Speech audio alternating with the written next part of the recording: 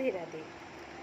প্রেমানন্দ মহারাজের সমস্ত video follow করি, খুব ভালো লাগে। মানে মনে হয় যেন সাক্ষাৎ ভগবানকেই দেখছি। তো ওনাকে এক ভক্ত প্রশ্ন করছেন, সবচেয়ে বড় পুজো কি? তার উত্তরে তিনি বলেছেন, সবচেয়ে বড় পুজো হচ্ছে মানুষের মনে আঘাত না দেওয়া, কোনো মানুষকে কষ্ট না দেওয়া। এর থেকে বড় পাপ কিছু নেই। তাই কাউকে এতটা কষ্ট দিও না যে সে ভেঙে উঠে আর দাঁড়াতেই না পারে। সম্মান কাউকে দিতে জানবে না, দিও না, ওকে, কিন্তু অপমান করো না। সম্মান না করতে পারো কিন্তু অপমান করো না, কেন অপমানের আঘাত মৃত্যু দিন পর্যন্ত ভোলা যায় না, তাই না? তাই কারো মনে আঘাত দিও না, কেননা মনের মধ্যেই ভগবান থাকে। আর ভগবানের ভক্ত কষ্ট পেলে ভগবানও কষ্ট পায়।